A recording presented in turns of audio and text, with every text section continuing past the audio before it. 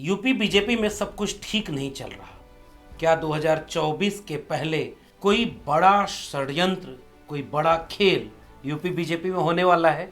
इसको लेकर के सुगबुगाहट बहुत तेज हो गई है। क्या दिल्ली और लखनऊ में घोसी उपचुनाव के बाद से जो कुछ घट रहा है, इसके पीछे का खेल असल में क्या है? क्या 2024 के चुनाव के पहले कुछ बड़ा होने वाला है उत्तर प्रदेश में? क्यों नहीं जा रहे डिप्टी सीएम केशव प्रसाद मौर्य उत्तर प्रदेश की कैबिनेट की बैठकों में? क्यों दूरी बन गई है योगी आदित्यनाथ और केशव प्रसाद मौर्य के बीच में? क्या टकराव योगी और केशव प्रसाद मौर्य के बीच में ही है, या योगी और अमित शाह के बीच तक वो लकीर खिंच चुकी है जिसका असर 3 दिसंबर 2023 के बाद देखने को मिल सकता है? क्या कुछ खेल चल रहा है उत्तर प्रदेश में? क्या बिहार का असर उत्तर प्रदेश पे होता दिख रहा है? क्या बीजेपी अपने इस जाल में फंस गई है जो वो लगातार विपक्ष से पूछती थी कि मोदी नहीं तो कौन, और अब बीजेपी के बीच चल रहा है मोदी के बाद कौन, और इस मोदी के बाद कौन वाली जंग ने दिल्ली और लखनऊ के बीच तलवारें खींच दी हैं। इसके बीच सियासी हलके में क्या चल रहा है? बिहार का कितना असर उत्तर प्रदेश पर देखने को मिल रहा है? केशव प्रसाद मौर्य खुद नाराज हैं या किसी के मोहरे बनकर के सामने खड़े हैं? कोई राज ऐसा है क्या जो दिल्ली और लखनऊ के बीच खुलता जा रहा है, तनता जा रहा है? 22 जनवरी 2024 के पहले क्या कुछ होने वाला है? इस सब के बीच में क्यों नहीं शपथ हो रही है ओम प्रकाश राजभर और दारा सिंह चौहान की? क्यों नहीं हो रहा है मंत्रिमंडल विस्तार? इसकी पूरी कहानी को समझने के लिए कुछ किस्सों, कुछ सूत्रों और कुछ सुगबुगाहटों के जरिए इस वीडियो में आपसे कुछ बातचीत करेंगे। स्वागत है आपका मेरे इस सोशल मीडिया प्लेटफॉर्म पर। उत्तर प्रदेश, भारतीय जनता पार्टी जब 2014 में सरकार बनाती है केंद्र में प्रचंड मोदी लहर के साथ, ये कहा जाता है कि अब एक नए युग का आरंभ हुआ है। और उसके बाद उनके निशाने पर था उत्तर प्रदेश, क्योंकि 2012 में पूर्ण बहुमत से समाजवादी पार्टी की सरकार बन गई थी। 2012 की समाजवादी पार्टी की सरकार 2014 के बाद भी कई काम ऐसे करती जा रही थी जो काम के नाम पर वोट मांगने के लिए 2017 में चुनाव में खड़े थे। 2017 के चुनाव को आप गौर से देखेंगे तो उत्तर प्रदेश को लेकर के कितना सजग थी बीजेपी, क्योंकि उसे पता था 14 में तो दिल्ली पर कब्जा हो गया है, लेकिन यह कब्जा लंबे वक्त तक तब तक मुकर्रर नहीं रह सकता जब तक उत्तर प्रदेश यानी लखनऊ पर कब्जा ना हो। और इस सियासी बिसात के बीच एक बहुत बड़ा मास्टर स्ट्रोक चला गया। आज रात 8 बजे से 500 और 1000 के नोट बंद किए जाएंगे। नोटबंदी की गई, वही नोटबंदी जिसके लिए प्रधानमंत्री मोदी ने कहा था मुझे 50 दिन दे दो भाइयों बहनों, अगर मैं आपके उम्मीदों पर खरा न उतरा तो जिस चौराहे पर बुलाओगे मैं आ जाऊंगा।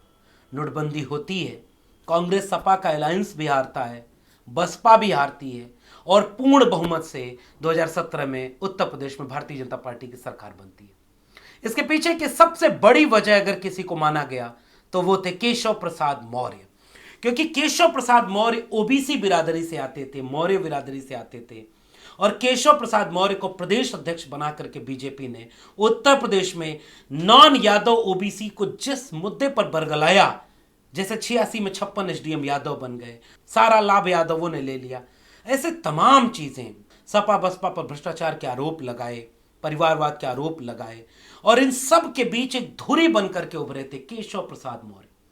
सरकार बन गई, बीजेपी चुनाव जीत जाती है, प्रचंड बहुमत से चुनाव जीतती है, मुख्यमंत्री पद के चेहरे के लिए कवायद शुरू होती है। दिल्ली की पसंद पहले केशव प्रसाद मौर्य थे, जो अपने घर के मंदिर में पूजा पाठ भी करने लगे कि कल शपथ लेने जाना है, हमारी मेहनत से, हमारे ओबीसी के वोटों से ही तो बीजेपी जीती है।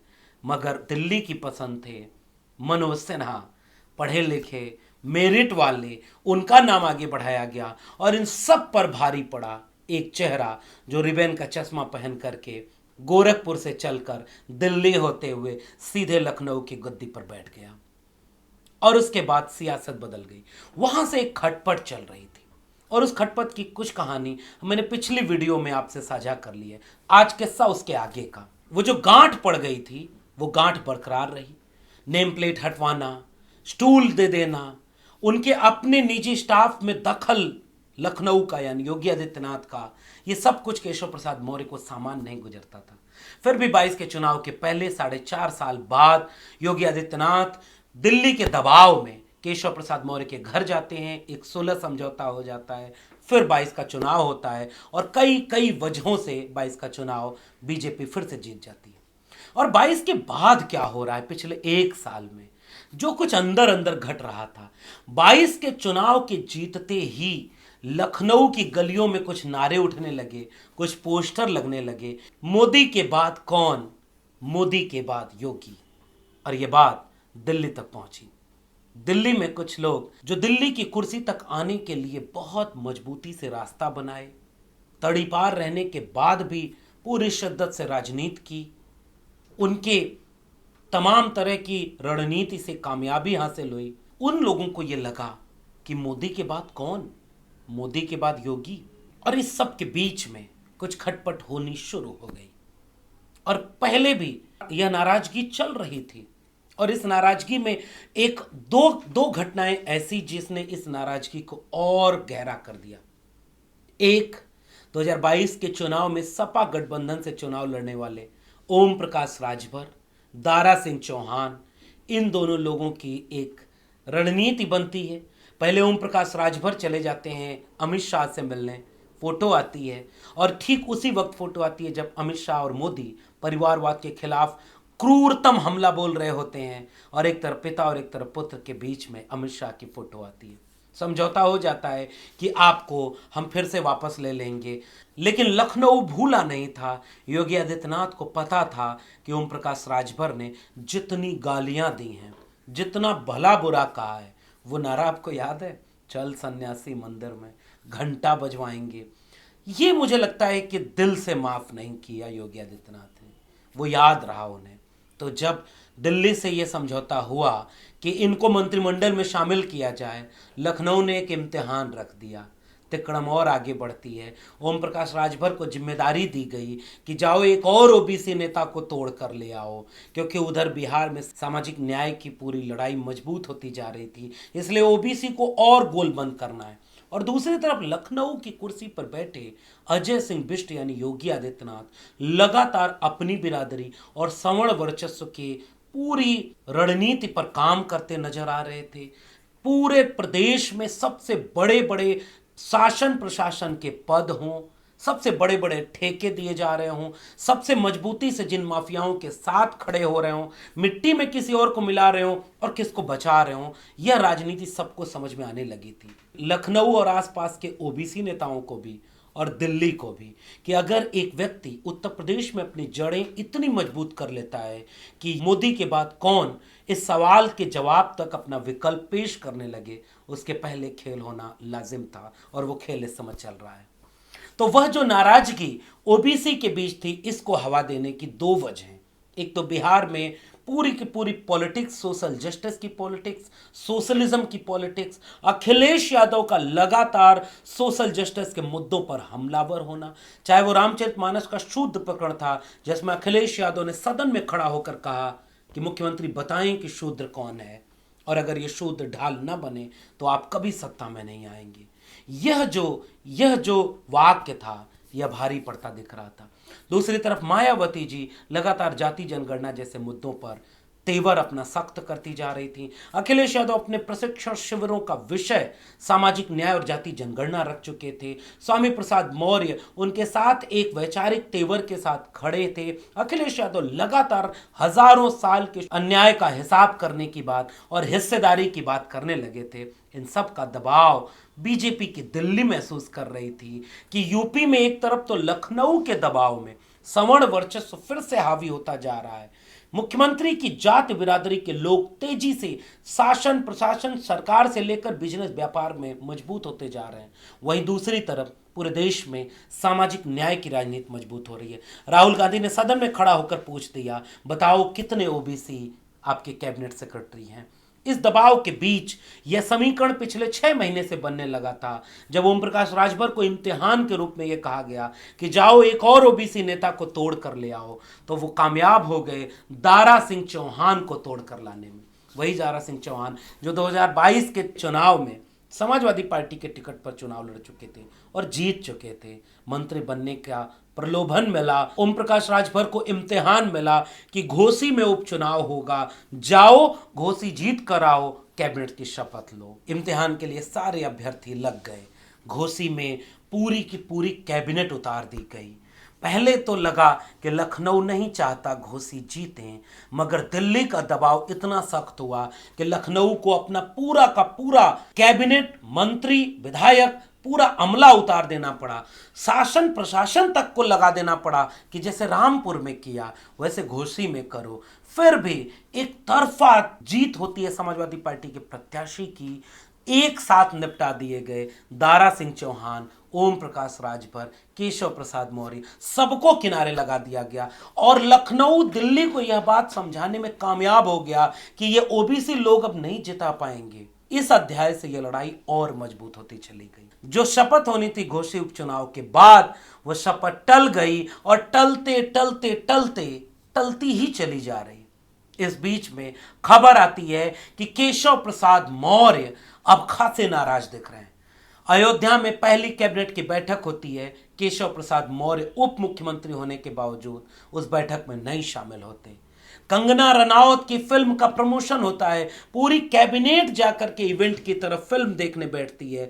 मुख्यमंत्री अजय सिंह बिष्ट यानी योगी आदित्यनाथ के बगल वाली कुर्सी पर ब्रजेश पाठक दूसरे डिप्टी सीएम बैठते हैं, लेकिन योगी आदित्यनाथ की बगल वाली कुर्सी पर एक डिप्टी सीएम ब्रजेश पाठक तो बैठे दिखते हैं हर तस्वीर में, चाहे वो कैबिनेट बैठक की तस्वीर हो, चाहे वो फिल्म देखने की हो। और दूसरे डिप्टी सीएम केशव प्रसाद मौर्य इस पूरी कवायद से किनारे दिखते हैं। दिल्ली के हल्के पर यह खबर तेज होने लगी कि जिस मंत्रिमंडल का विस्तार पहले लगा कि नवरात्र के पहले हो जाएगा, फिर लगा नवरात्र के बाद हो जाएगा, ओम प्रकाश राजभर का धैर्य भी जवाब देने लगा, दिल्ली दबाव डालने लगी। इस खेल को ऐसे भी समझिए कि कौन प्रमुख सचिव होगा, कौन बड़े अधिकारी होंगे जो उत्तर प्रदेश चलाएंगे, इसका निर्णय दिल्ली लिया करती थी। और एक पशुपेश में तो एक बहुत बड़े बड़े पदों पर अधिकारी नियुक्त नहीं किए जा रहे हैं। ये है लखनऊ और दिल्ली के बीच लड़ाई, ये है राम राज्य। और इस सब खेल में मोहरे जो बनाए गए हैं वो केशव प्रसाद मौर्य। दिल्ली को यह भी लगता है, खासकर गुजरात लॉबी में अमित शाह को, कि अगर हम 5 राज्यों में चुनाव जीतते हैं तो उसके बाद निर्णय लेंगे कि क्या मोदी के बाद कौन, इसका निर्णय लेने के पहले ही उत्तर प्रदेश में कुछ बड़ा खेल हो सकता है। लेकिन दिल्ली को यह भी पता है कि उत्तर प्रदेश के मुख्यमंत्री के कद का अंदाजा भी दिल्ली को बखूबी है। गुजरात के मुख्यमंत्री नहीं है ये, उत्तराखंड के मुख्यमंत्री नहीं है ये कोई सामान्य मुख्यमंत्री नहीं है जिनको जब चाहे बदल दो। योगी आदित्यनाथ ने अपनी एक पैठ बना ली है, अपनी जात बिरादरी के लोगों को बहुत मजबूत किया है। ठेके पट्टे से लेकर के तमाम प्रशासनिक ओहदों पर बिठाकर उन्होंने अपनी एक जमीन तैयार कर ली है। और यह बात केशव प्रसाद मौर्य को भी पता है और यह बात दिल्ली को भी पता है। इसलिए चुनाव के पहले ऐसा कुछ नहीं हो रहा है, वरना कैबिनेट विस्तार कब का होना था, अभी तक वो कैबिनेट विस्तार नहीं हो रहा है। तो एक ऐसा कांटा योगी आदित्यनाथ बने हैं जिसे कौन निकालना चाहता है, सवाल ये बहुत मौजूद हो रहा है। योगी आदित्यनाथ को अगर छोड़ते हैं तो राम मंदिर का उद्घाटन होने के आसपास ही, जैसे पूर्वांचल एक्सप्रेसवे और बुंदेलखंड एक्सप्रेसवे बना, जिसके क्रेडिट लेने के लिए प्रधानमंत्री चले गए, वो दोनों महीने भर में ही धंस गया।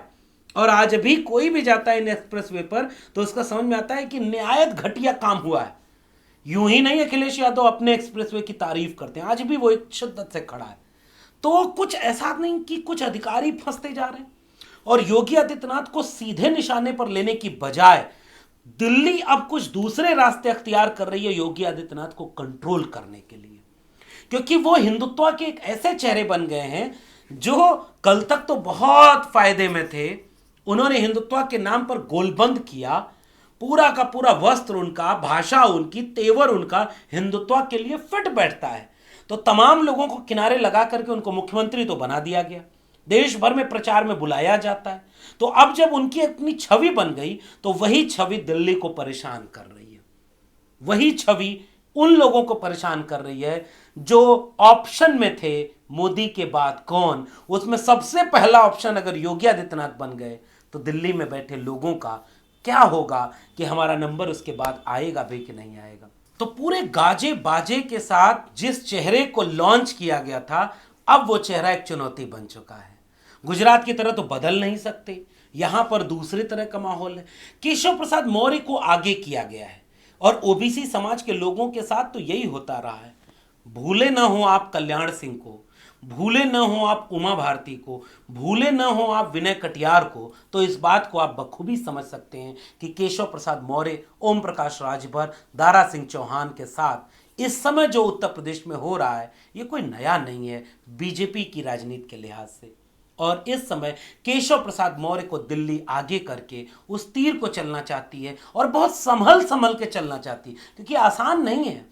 योगी आदित्यनाथ को हटा पाना आसान नहीं और योगी आदित्यनाथ को पचा पाना और मुश्किल होता जा रहा है इस पूरे खेल में। लेकिन एक पेच ऐसा फंसा हुआ है कि अगर इन 5 राज्यों के चुनाव में बीजेपी जीतती है तो कुछ खेल तो जरूर हो सकता है। कौन रोक रहा है ओम प्रकाश राजभर और दारा सिंह चौहान को मंत्रिमंडल में शामिल करने से? कौन बाधा बना है? और इस बाधा का फल क्या मिल रहा है? देखिए, ओम प्रकाश राजभर जो कि अपने बड़ बोलेपन से हमेशा खबरों में बने रहने में कामयाब रहते हैं, अब उन्होंने क्या इंटरव्यू में कह दिया, मैं तो भाई 2 मुहा साफ हूं, इंडिया गठबंधन के बहुत सारे लोग मुझसे संपर्क में हैं। अगर कल्पना करिए ओम प्रकाश राजभर कुछ खेल कर देते हैं, क्योंकि खेल करने में वो माहिर है, वो जहां भी रहते हैं शांत तो रहते नहीं। तो ये जो उन्होंने कहा कि हमारे पार्टी का प्रचार, हमारे पार्टी के विधायक हैं अब्बास अंसारी और जरूरत पड़ेगी तो प्रचार भी करेंगे, अब एक तरफ मिट्टी में मिला दूंगा और एक तरफ यह बयान। अब ये पूरा खेल इसलिए बिछता चला जा रहा है क्योंकि अगर 24 में बीजेपी पूर्ण बहुमत में आती है तो योगी आदित्यनाथ को किनारे लगाने में कोई कसर नहीं छोड़ेगी। इस बात का अंदाजा योगी आदित्यनाथ को भी है, इसलिए योगी आदित्यनाथ अपनी ताकत को भी परख लेना चाहते हैं और योगी आदित्यनाथ अपनी जिद के चलते उन्होंने कहा कि अगर हमारे पसंद का अधिकारी नहीं होगा तो तुम्हारे पसंद का भी नहीं अधिकारी होगा। और कार्यवाहक डीजीपी, कार्यवाहक बड़े बड़े अधिकारी, उनके जरिए पूरा प्रदेश चल रहा है, कानून व्यवस्था चल रही है कार्यवाहक पदाधिकारियों के चलते, और आज भी मंत्रिमंडल का विस्तार नहीं हो पाया। ये जो ठनी हुई है दोनों में, यह दिखाती है कि राम राज्य का पूरा अंदर का खेल कितना गड़बड़ होता चला जा रहा है। एक तरफ 22 जनवरी 2024 आने वाली है। अब कल्पना करिए इस पूरे इवेंट के, महीनों के इवेंट में योगी आदित्यनाथ की भूमिका क्या होगी, उनके भाषण क्या होंगे, उनका तेवर क्या होगा। इससे लाभ तो योगी आदित्यनाथ को मिलेगा।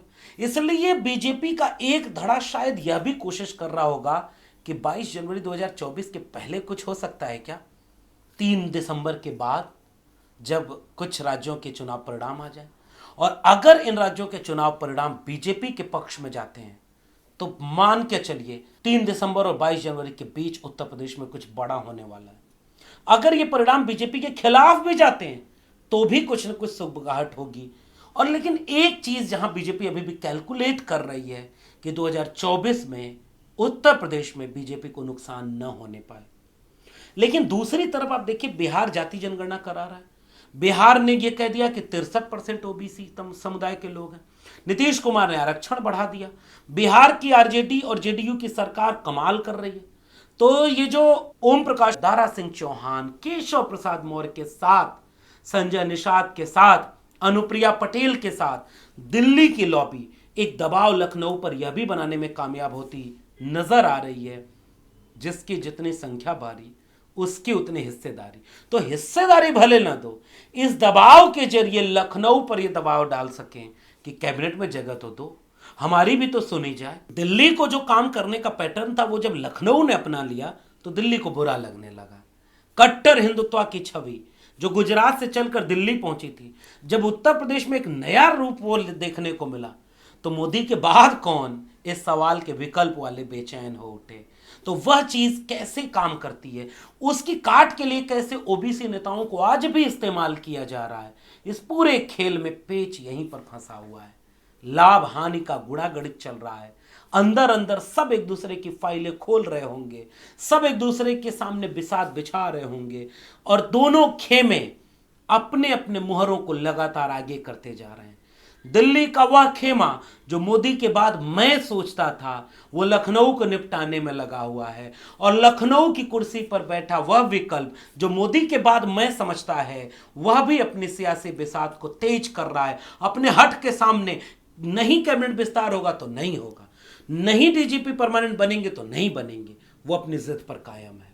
इस पूरे खेल में मुहरे कौन है? केशव प्रसाद मौर्य। मुहरे कौन है? ओम प्रकाश राजभर, दारा सिंह चौहान। इन मुहरों के साथ शतरंज की बिसात किस करवट बैठेगी? और अभी भी इस बात की पूरी गुंजाइश है कि 3 दिसंबर से 22 जनवरी के बीच उत्तर प्रदेश में कुछ बड़ा हो सकता है और सबको इस बात का इंतजार है। देखना होगा कि यह सियासत का ऊंट किस करवट बैठता है। आप भी नजर बनाए रखिएगा और आपका इस पूरी कवायद पर क्या मानना है, खासकर ओबीसी के मोहरे बनने वाली कवायद पर, इसे नीचे कमेंट बॉक्स में जरूर बताइएगा। फिर मिलते हैं किसी और विश्लेषण के साथ, तब तक के लिए बहुत बहुत धन्यवाद।